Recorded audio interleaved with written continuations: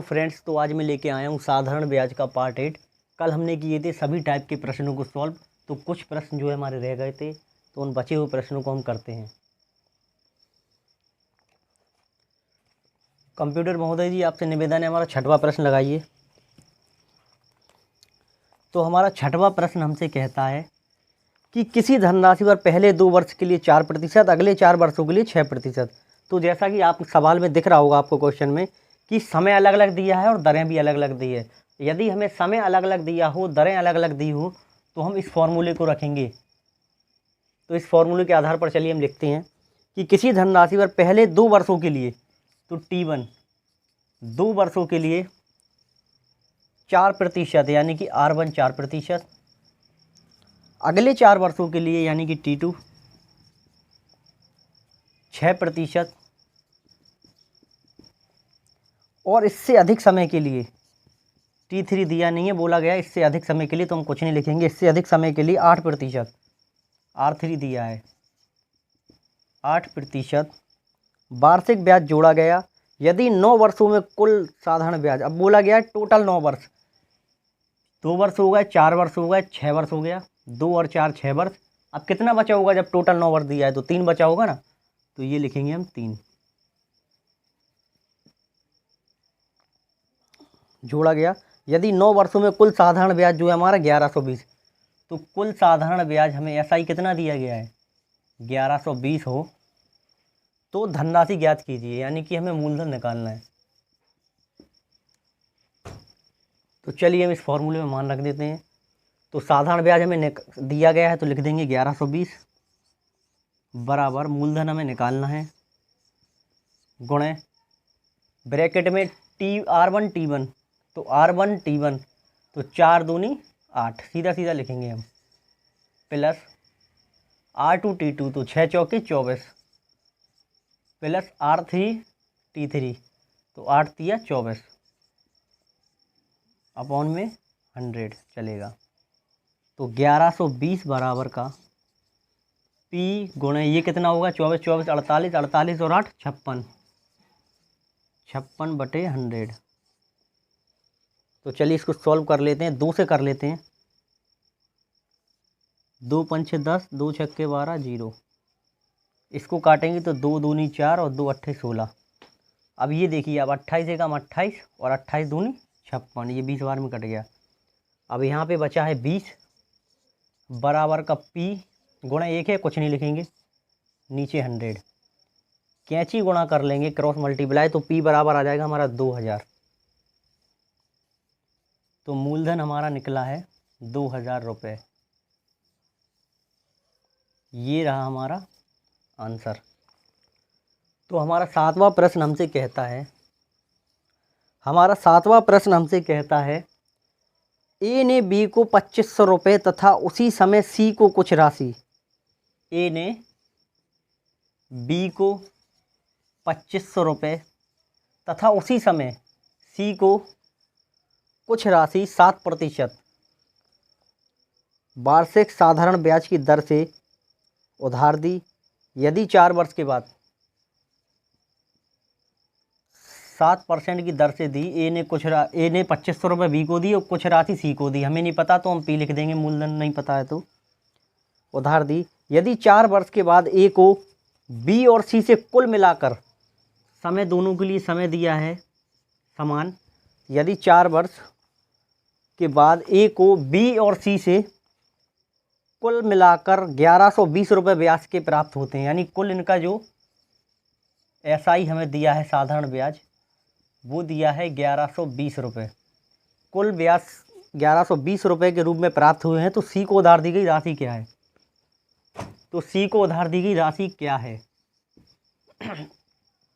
चलिए हम इसको कर लेते हैं। हमें क्वेश्चन में दिया है कि इन दोनों के ब्याज को मिलाकर 1120 बनता है, तो हम इसको उसी प्रकार से करेंगे, हम दोनों का ब्याज जोड़ देते हैं।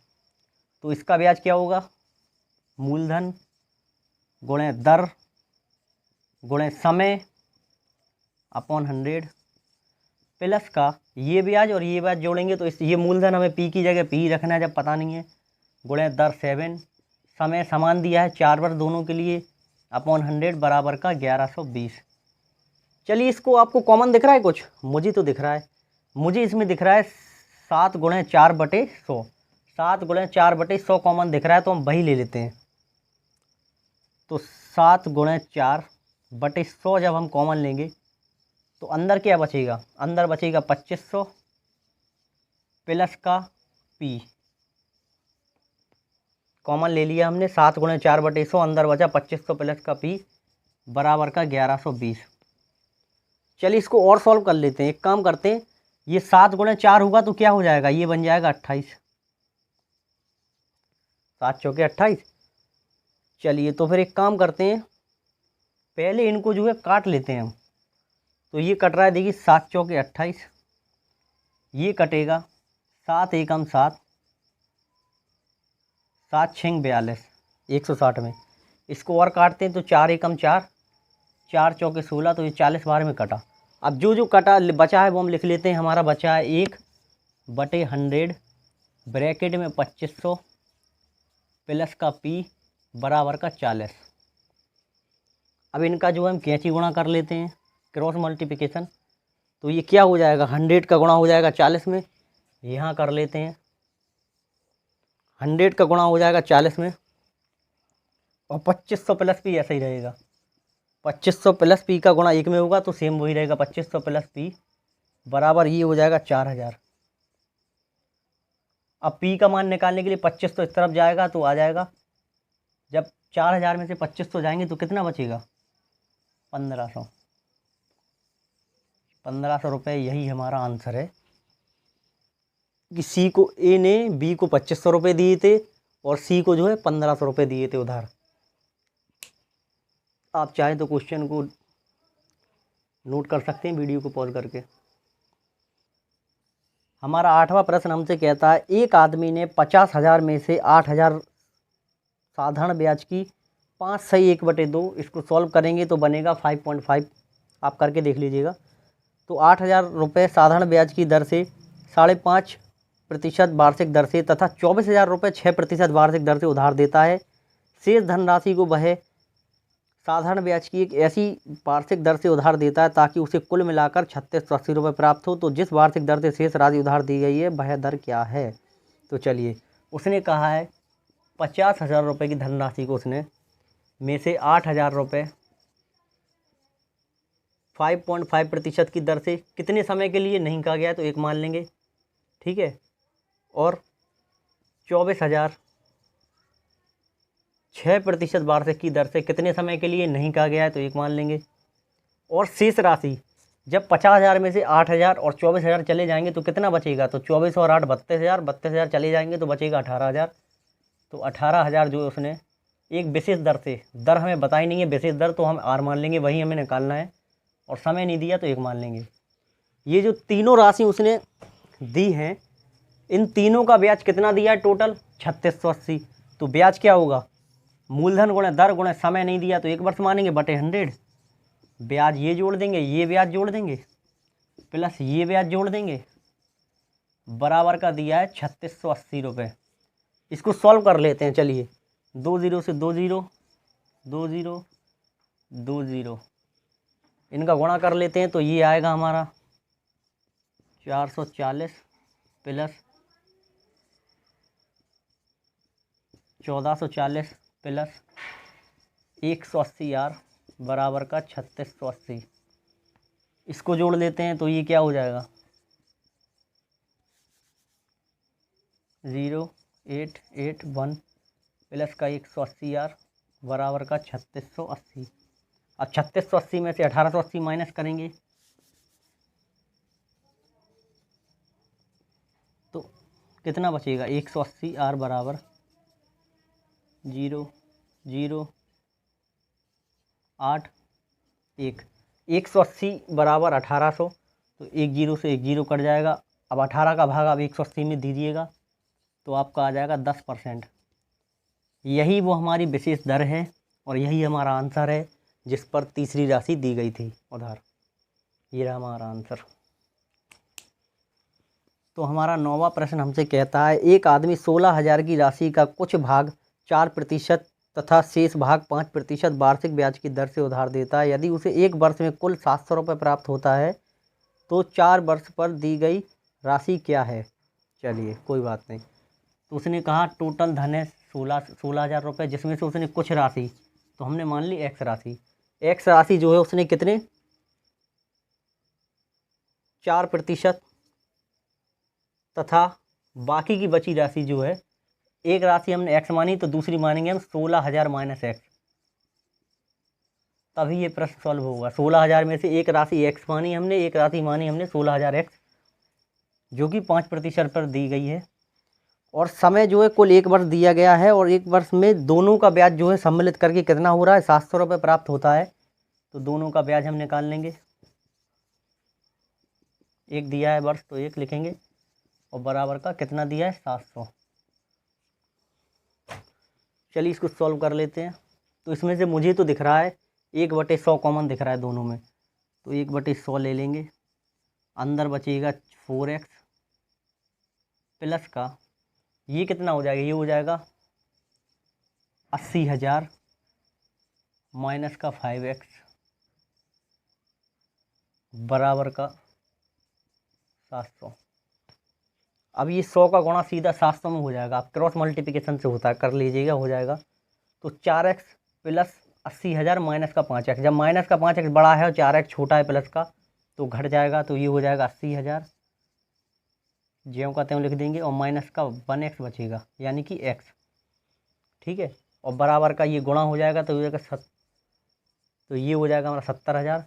अब माइनस के x उस तरफ ले जाएंगे और 70,000 यहाँ पे आएंगे तो माइनस हो जाएंगे, तो 80,000 में से 70,000 गए तो बचा 10,000 बराबर x, यानी कि 4% वार्षिक ब्याज दर पर जो x राशि दी थी हमने, तो वो है हमारी 10,000 रुपये। यही हमारा आंसर है। अगर पूछा जाए कि दूसरी राशि क्या है तो उसको कैसे निकालेंगे, तो इसमें रख देंगे 16,000 माइनस x में। जब एक राशि 10,000 है भाई 16,000 में से, तो दूसरी राशि क्या होगी 6,000। जब 16,000 में 10,000 उसने इसको दे दिए तो बचा 6,000, तो 6,000 इसका, अगर इसका पूछता तो ये होता 6,000, ठीक है। चलिए, तो हमारा 10वां प्रश्न हमसे कहता है कि 6 वर्ष का साधारण ब्याज, समय दिया है 6 वर्ष, 6 वर्ष का साधारण ब्याज मूलधन के 30% के बराबर है। मूलधन हमें पता नहीं है तो हम P मान लेंगे, और दर हमें दी नहीं गई है तो हम R मान लेंगे, ठीक है। यदि 6 वर्ष का साधारण ब्याज मूलधन के 30% के बराबर है, तब ब्याज और मूलधन कितने समय बाद बराबर हो जाएंगे। तो चलिए 6 वर्ष का साधारण ब्याज लिख लेते हैं। 6 वर्ष का साधारण ब्याज का फॉर्मूला क्या होता है, साधारण ब्याज बराबर होता है मूलधन गुणे दर, हमें पता नहीं है, गुणे समय दिया 6 वर्ष अपॉन 100। तो ये 6 वर्ष का साधारण ब्याज मूलधन यानी P, मूलधन के 30% के बराबर है। यही लिख दिया हमने, जो कहा गया था वही लिख दिया कि 6 वर्ष का ब्याज मूलधन का 30% के बराबर है। प्रतिशत हटाएंगे, नीचे आएगा 100, P से P कट जाएगा, 6 एकम 6 और 6 पंचे 30, 100 से 100 कट जाएगा, तो R बराबर आ गया हमारा 5% दर। ये निकल आई हमारी दर। अब इसमें पूछा गया है कि तब ब्याज और मूलधन कितने समय बाद बराबर होंगे। ब्याज और मूलधन कितने समय बाद बराबर होंगे। ब्याज का फॉर्मूला हम लिख लेंगे मूलधन गुणे दर गुणे समय बटे 100। ब्याज और मूलधन कितने समय बाद बराबर होंगे हमने लिख दिया। अब हमें जो मान दिया हम वो लिख लेंगे। P हमें दिया है, नहीं दिया है तो हम P का P लिखेंगे। R हमें दी है रेट कितने परसेंट, 5%, तो लिख देंगे हम 5। समय हमें पूछा गया है कि कितने समय बाद बराबर होंगे, तो हमने लिख दिया जैसा कहा गया था, बराबर होंगे तो बराबर कर दिया, तो P से P कट जाएगा और यहाँ पे 1 बचा, जब कुछ नहीं बचा तो 5 एकम 5, 5 दूनी 10, कैंची गुणा कर लेंगे तो T बराबर 20 का गुणा 1 में होगा तो 20 वर्ष। तो ये रहा हमारा आंसर। थोड़ा लॉजिकली सवाल था, आप जो है वीडियो को रिपीट करके या पॉज करके इसको देख सकते हैं दोबारा से। तो हमारा 11वां प्रश्न हमसे कहता है कि एक व्यक्ति 3 धनराशियों को 6 वर्ष, 10 वर्ष व 12 वर्ष के लिए क्रमशः 10%, 12% व 15% की ब्याज दरों पर निवेश करता है तथा 3 राशियों पर उसे समान ब्याज प्राप्त होता है, तो निवेश की गई धनराशि का अनुपात क्या होगा। इनमें हमें केवल दिया गया है समय और ब्याज दर। इसमें हमें कहीं नहीं कहा गया है कि मूलधन कितना है। तो मूलधन हमें बताया गया है, मूलधन का जिक्र नहीं किया गया है कि एक व्यक्ति ने 3 धनराशियों को 6 वर्ष, 10 वर्ष व 12 वर्ष के लिए क्रमशः 10%, 12% व 15% की ब्याज दरों पर निवेश करता है तथा तीनों राशियों पर उसे समान ब्याज प्राप्त होता है। यानी जो हमें 6 वर्ष, 10 वर्ष व 12 वर्ष दिया गया है ये समय, इन पर ब्याज जो है 10%, 12% और 15% ब्याज दर के हिसाब से। मूलधन हमें नहीं दिया गया है तो मूलधन हम मान लेंगे P, सभी के लिए समान है और इन सभी का जो है ब्याज समान है। उसने कहा गया है कि तीनों का ब्याज जो है समान है, तो हम तीनों का ब्याज हम जो है समान कर देंगे। और राशियां भी नहीं दी गई हैं तो हम क्या मान लेंगे, इसके लिए P1, इसके लिए P2 और इसके लिए तीसरी ब्याज के लिए P3। उसने बोला है कि ब्याज जो है समान है, तो ब्याज, पहला ब्याज क्या होगा, मूलधन गुणे दर गुणे समय। तो मूलधन गुणे दर गुणे समय, समान है तीनों तो दूसरा भी लिखेंगे बराबर, समान है तो बराबर का निशान लगाया। दूसरा लिखेंगे मूलधन गुणे दर गुणे समय बटे 100। मूलधन P3 के लिए गुणे दर गुणे समय बटे 100। अब जब तीनों बराबर में होते हैं तो तीनों का 100 हम नीचे से काट देंगे बराबर, तो नीचे कुछ नहीं बचा। अब देखते हैं और क्या कर सकता है। चलिए, तो मुझे दिख रहा है 2 से, 2 तिया 6, 2 छक्के 12 और 2 छक्के 12। अभी भी कट रहा है, 3 एकम 3, 3 दूनी 6, 3 पाँचे 15। अब देखते हैं अब क्या कट रहा है कुछ, हाँ 2 से कट रहा है अभी भी। 2 पंछे 10, 2 पंछे 10 और 2 तिया 6। अब देखते हैं P1 गुणे कितना बचा है 5, P2 5 दूनी 10 बराबर P3 5 तिया 15। तो अभी भी कट रहा है, 5 एकम 5, 5 दूनी 10, 5 तिया 15। ठीक है, तो P1 है गुणे कुछ नहीं है तो 1 बचेगा। P2 है तो गुणे 2 लिखा है 2 लिख देंगे और P3 के लिए गुणे 3 बचा है। अब इसको अनुपात में बदलना है, तो अनुपात में बदलने के लिए क्या करेंगे, पहले हम इन दोनों को लेंगे। चलिए हम साइड में कर लेते हैं। तो P1 गुणे 1 बराबर P2 गुणे 2, P1 गुणे 1 बराबर P2 गुणे 2, यही दिए गए हैं ना। तो P1 P2 का रेशियो क्या निकलेगा, P2 नीचे आ जाएगा तो P1 बटे P2 बराबर आ जाएगा 2:1। ठीक है, ये निकला हमारा पहला। अब हम दूसरा करते हैं, P2 गुणे 2 बराबर P3 गुणे 3, P2 गुणे 2 बराबर का P3 गुणे 3। इसको भी करेंगे तो P2 बटे P3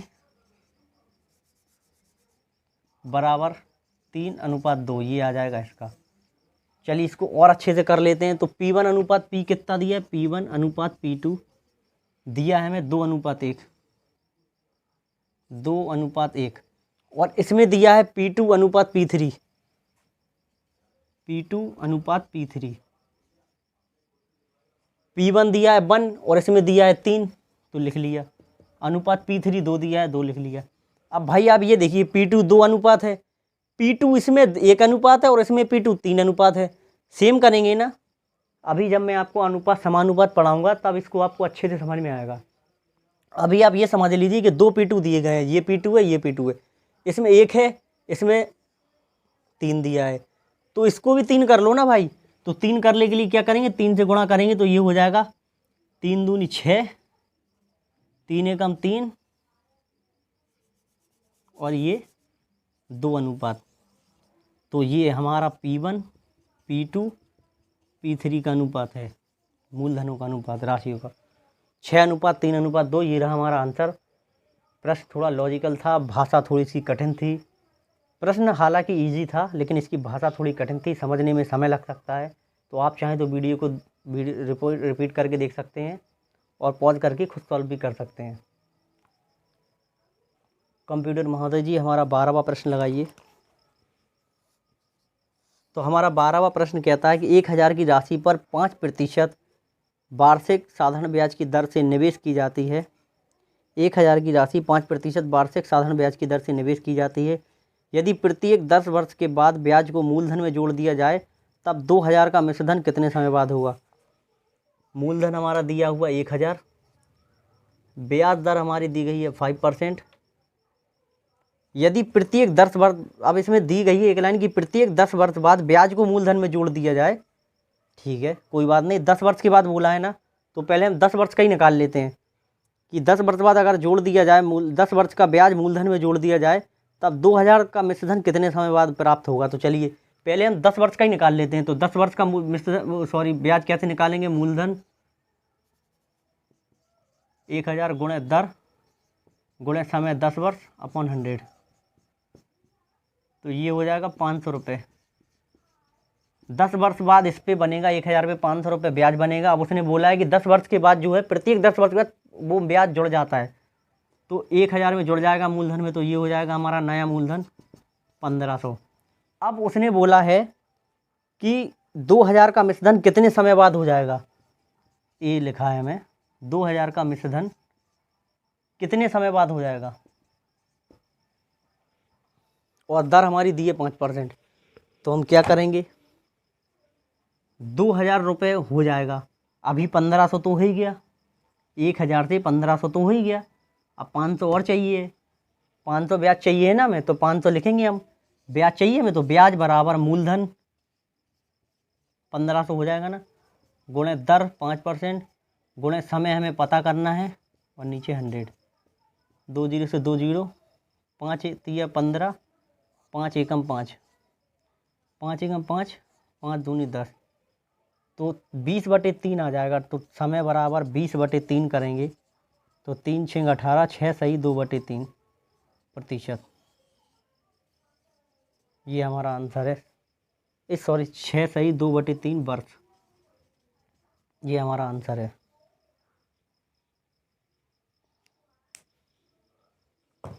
ये हमारी क्लास का आज आखिरी क्वेश्चन था। तो हमने सभी टाइप के, जितने टाइप के प्रश्न बनते हैं लगभग सभी टाइप के प्रश्न हमने साधारण ब्याज से कर दिए हैं। तो आज हमारा जो है साधारण ब्याज कंप्लीट होता है। तो मैं अब नेक्स्ट लेके आने वाला हूँ चैप्टर, वो सरप्राइजिंग चैप्टर रहेगा, आपको जल्दी पता चल जाएगा। अगर आपको मेरी वीडियो अच्छी लगी हो तो प्लीज़ मेरी वीडियो को लाइक कीजिए, शेयर कीजिए, कमेंट कीजिए और चैनल को सब्सक्राइब कीजिए।